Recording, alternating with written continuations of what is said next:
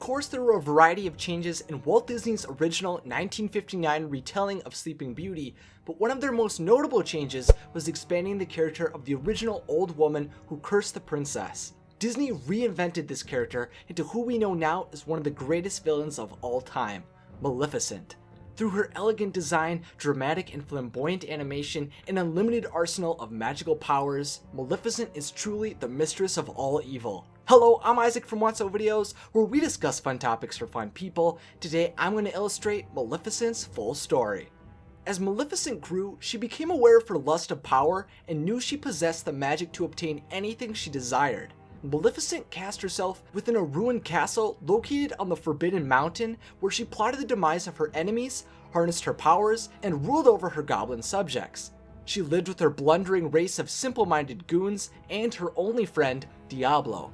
Her ideology heavily conflicted with the rule-based altruistic good fairies, which is likely why they seem to have a negative history and know of her evil. For many years, no one dared to oppose the Dark Fairy, as she proudly stood as one of the greatest magical wielders in the land. But she was eventually undermined by King Stefan, for he shamed her by not sending an invitation to his daughter's christening. To take revenge on the kingdom, she curses the child, decreeing that before the sun sets on her 16th birthday, she will prick her finger and die. Why did she choose this curse? Of course Maleficent had the power to kill Aurora, but she didn't want the kingdom to just have to grieve. She wanted the citizens to scramble, worry, and be tortured by her magic for close to 2 decades. Maleficent proves she is present to cause sorrow, despair, and chaos to the kingdom. Unfortunately, Aurora wouldn't die if she pricked her finger, for Merryweather altered the curse so she would only be plunged into a deep sleep. Soon after the christening, the princess disappears, but days before the 16th year, Maleficent's companion Diablo locates the girl, allowing Maleficent to lure Aurora to prick her finger. You poor simple fools, thinking you could defeat me.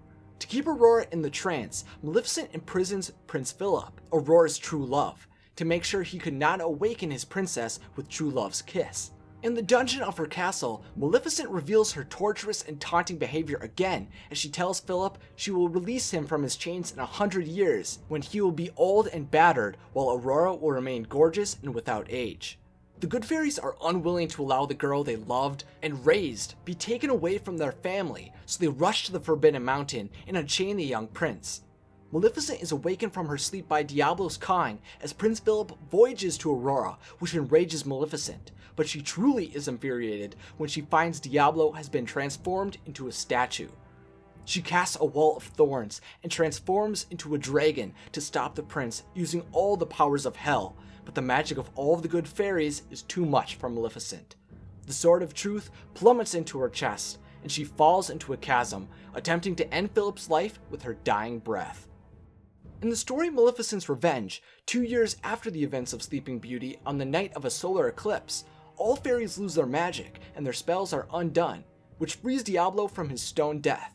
With this freedom, he discovers and revives Maleficent, allowing her to once again wreak havoc on the world. She curses the kingdom and gets a chance to destroy Aurora again, but Philip is able to fend off the fairy and destroy Maleficent permanently.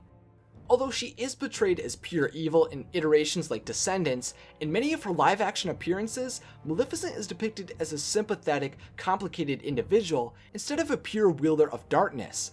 In her solo film Maleficent, and likely the sequel, she's portrayed as a protector of the Enchanted Valley, known as the Moors, who only turns to dark practices when she is betrayed by who she believed to be her true love. Then in Once Upon a Time, she's seen as a woman who made mistakes in her life, but truly just wants to reunite with her daughter Lily.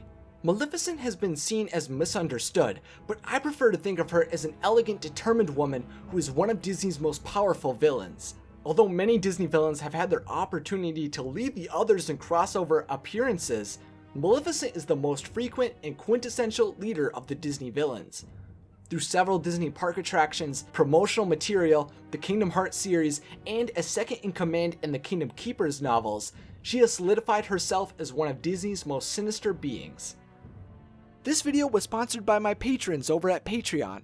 Patreon is a voluntary pledge service where you can support creators like me while also earning exclusive rewards. If you are interested in donating to help grow the channel, check out the page at patreon.com/WhatsOvideos. If you'd like to continue to learn about Maleficent, then I'll leave the links to her movies and the resources I used in the description of this video. So now it's time for your thoughts. What iteration of Maleficent do you prefer? Do you like her as a humanized person or a woman of pure evil? Let me know in the comment section along with any other ideas you have for future Discovering Disney episodes. If you enjoyed this video and you'd like to see more like it, then remember to subscribe to What's Up videos and click the bell if you'd like to be notified when I post. Thanks for watching and have a magical day.